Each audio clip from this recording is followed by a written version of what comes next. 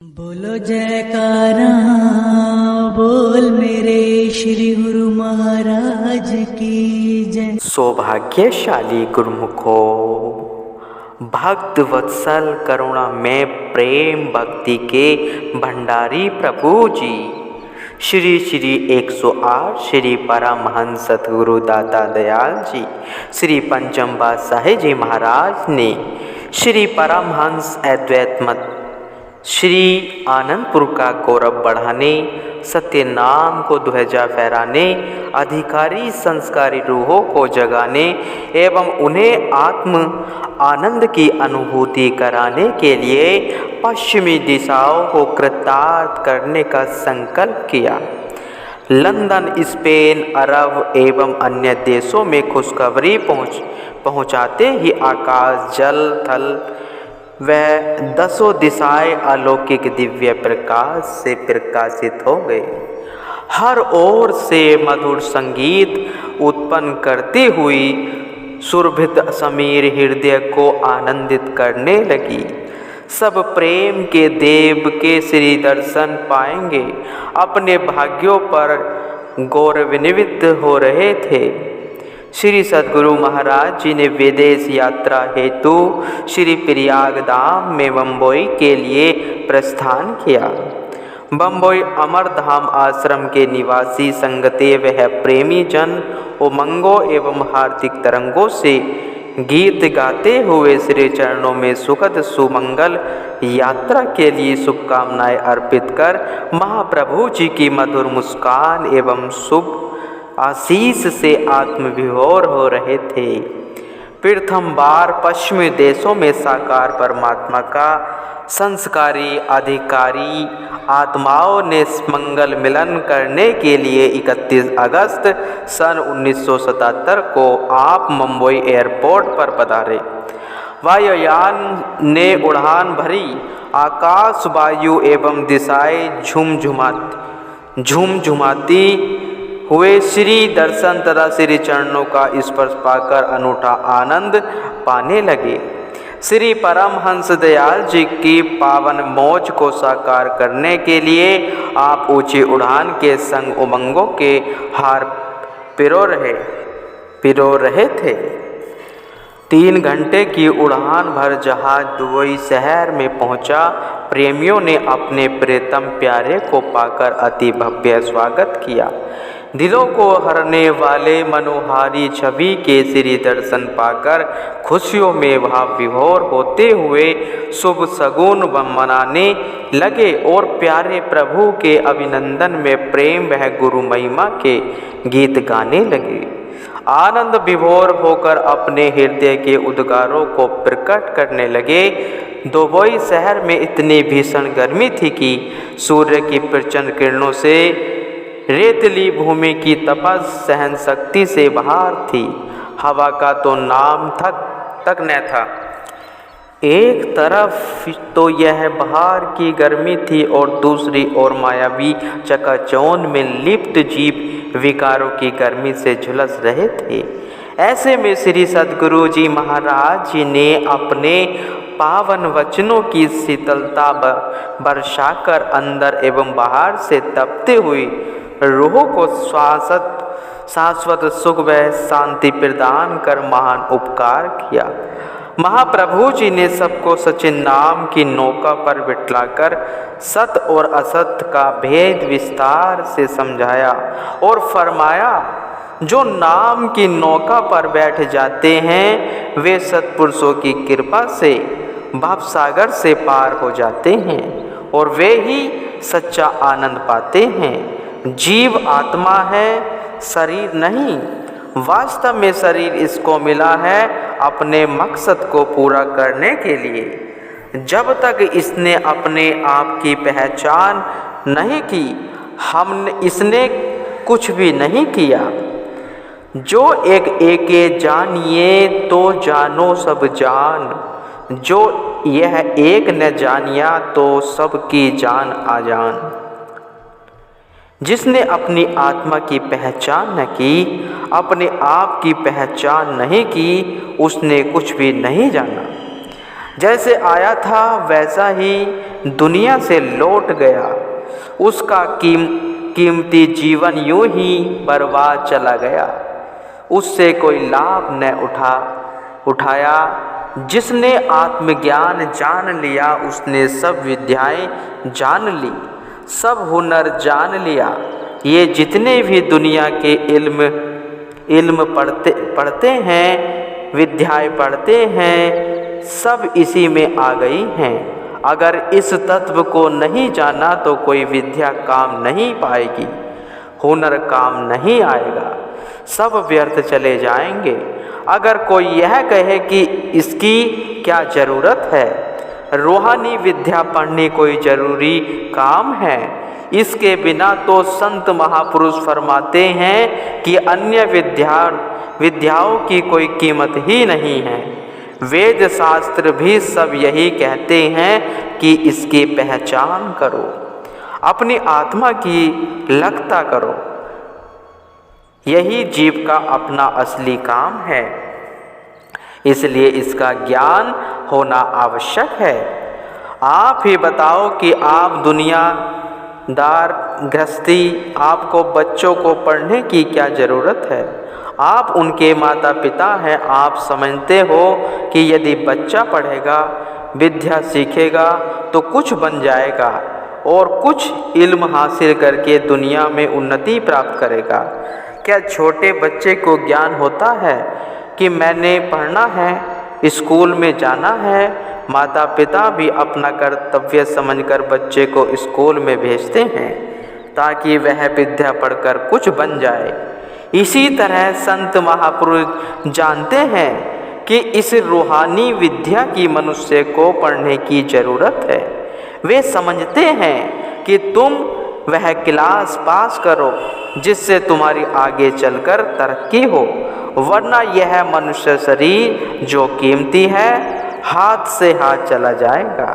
यह खाने पीने इशरत के लिए नहीं मिला।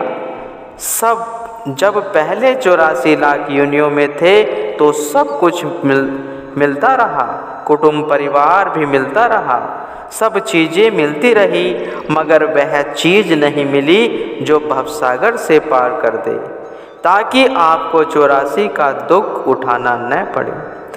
अब जब संयोग से सत्पुरुषों की संगति मिल गई तो जीव का यह कर्तव्य हो जाता है कि वह उनके उपदेशों को हृदय में धारण कर अपनी जीवात्मा का कल्याण करे और आवागमन के दुखों से निजात हासिल करे। श्री वचन सुनकर गुरुमुखों को जब वास्तविकता का बोध हुआ तो वे माया की गुलामी से व्यतीत हुए समय पर पश्चाताप करने लगे और श्री प्रभु जी की गुणानुवाद गाने लगे, जिन्होंने अज्ञान का तिमिर दूर करके हृदयों में सच्चे ज्ञान का आलोक भर दिया, तपते हृदय को शीतल शांत कर दिया। प्रभु प्रेम और श्री दर्शन का अमृत रसपान कर प्रेमी इतने मतवाले बन गए कि उन्हें खाने पीने की भी कोई सूध न रही। देर रात्रि तक वे श्री चरणों में ही बैठे रहते और श्री प्रभु जी भी आराम न करते। जब उसने पूछा जाता कि आप घर क्यों नहीं गए, तो वे विवश होकर कहते कि क्या करें, ये आंखें सुमंजल छवि का श्री दर्शन करके तृप्त नहीं होती। आप भी उनके प्रेम के आकर्षण में बंधे हुए श्री दर्शन देने को आतुर रहते। यह सत्य है जिसे वास्तविकता का बोध हो जाता है। जो अपने मन को प्रभु के प्रेम में रंग लेता है उसे फिर माया के पदार्थ व रस भोग निरस लगने लगते हैं। निरस लगे भी क्यों न, आपने उनकी श्रुति को दुनिया की झूठी चकाचौंध से हटाकर गुरु शब्द में लीन जो कर दिया है, अब उन्हें बाहर की गर्मी तनक भी महसूस नहीं हो रही। अंतर हृदय आत्मा आनंद व विभोर सुख शांति से सरस हो रहे थे। इस प्रकार एक सप्ताह तक उन्होंने अपने दिव्य दर्शनों से निहाल करके और उन्हें भक्ति की अनुपम दात से लाभान्वित करके अपने अबूधाबी और बहरीन से होकर कुवैत की ओर प्रस्थान किया। वहाँ रात्रि को एक होटल में ठहरकर प्रातः स्पेन की राजधानी मैड्रिड की ओर चल दिए। श्री प्रभु जी का विमान भरकर ऊंची उड़ान जब मैड्रिड की धरती पर उतरा तो उस धरती के कण कण में उल्लास छा गया।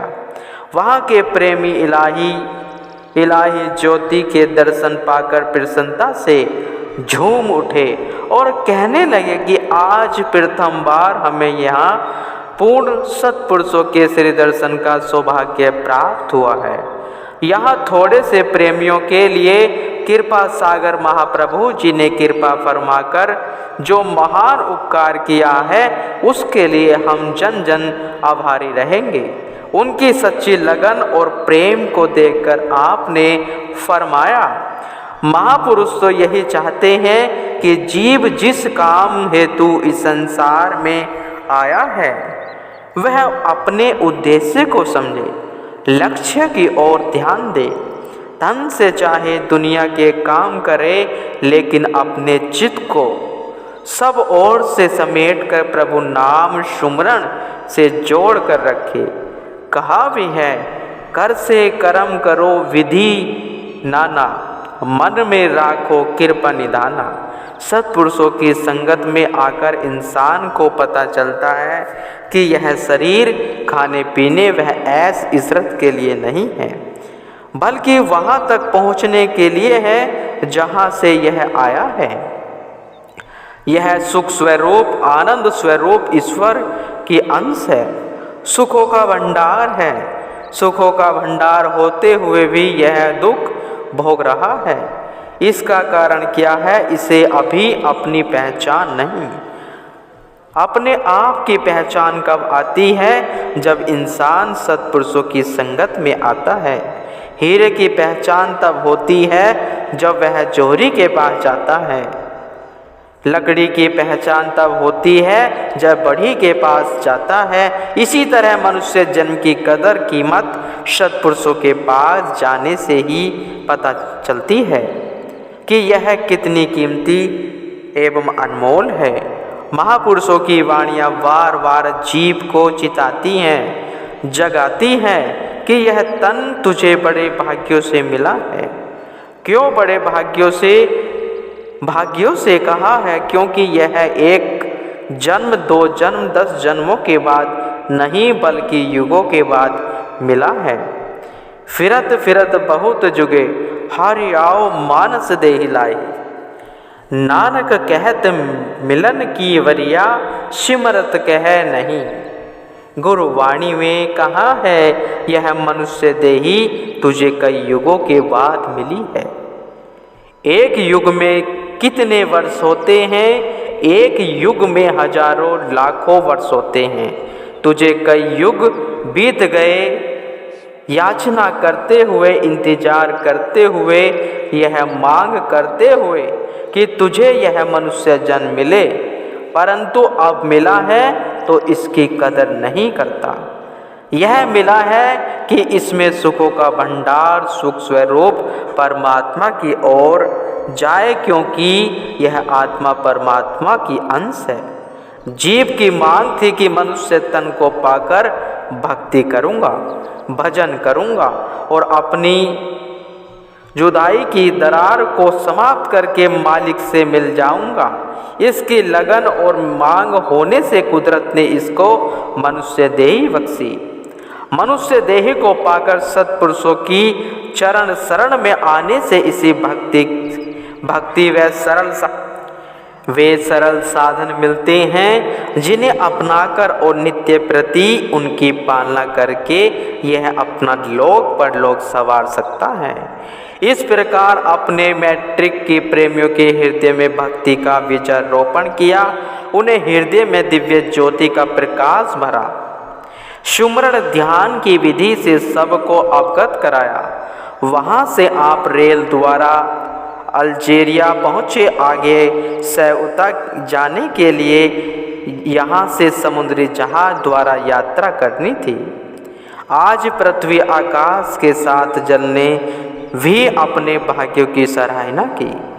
परम पुरुष अवतार स्वरूप श्री परमहंस सतगुरु दाता दयाल जी समुद्र के तट पर पहुँचे।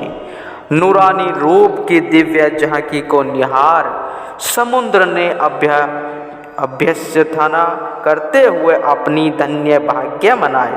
समुद्र की लहरों का वेग श्री चरणों की ओर बढ़ता हुआ कलकल का नाद करता हुआ मानो स्वागत के गीत गा रहा था। आपने भी मंद मंद मुस्कुराते हुए आशीष का करकमल उठाकर उसे निहाल कर दिया। समुद्र जहाज में विराजमान होकर श्री प्रभु जी ने सऊता की ओर प्रस्थान किया। लहरों पर इटलाता हुआ जहाज आज अपने भाग्यों की सराहना करता हुआ श्री सद्गुरु महाराज जी को लेकर आगे बढ़ने लगा। भक्त तोलाराम जी के संग अपने पूरे शिप का अवलोकन किया। शिप का कैप्टन भी श्री दर्शन पाकर आध्यात्मिक आनंद से प्रफुल्लित हो उठा। जगतारण प्रभु जैसे ही सऊता के तट पर पहुँचे, सब भक्तों ने जय जयकार की ध्वनियों से धरती अंबर को गुंजेमान कर दिया। वहाँ से कार में विराजमान होकर आप भक्त तोलाराम जी को संबोधित करते हुए फरमाने लगे, तुम्हारा सच्चा प्रेम ही हमें यहाँ खींच कर ले आया है। आज तुम्हारी बदौलत न जाने कितने प्रेमियों ने श्री दर्शनों का लाभ प्राप्त किया। यह लाभ रुपए पैसों का लाभ नहीं है, यह रूहानी लाभ है जो कि बहुत दुर्लभ है। सब प्रेमियों के दिल सत्संग सेवा और नाम की अमूल्य निधि पाकर खुशियों में झूम रहे हैं। हम भी यह देखकर बहुत प्रसन्नता हो रही है। वहाँ के भक्तों ने मिलकर एक मंदिर बनवाया था। उन्होंने आपके श्री चरणों में मंदिर का मुहूर्त कराने के लिए विनय की। आप मंदिर का नाम सुनकर बहुत ही प्रसन्न हुए और फरमाया, कल प्रातः श्री मूर्तियों की स्थापना कर सर्वप्रथम मंदिर का मुहूर्त किया जाएगा। प्रेमी जन हर्षित होकर जय जयकार बुलाने लगे। प्रातःकाल अमृत वेला में श्री सद्गुरु महाराज जी ने निज कर कमलों से श्री मूर्तियों को विराजमान कर कार वह पीताम्बर पहनाकर शुभ भाल पर तिलक लगाया और श्री आरती पूजा का कार्यक्रम संपन्न हुआ।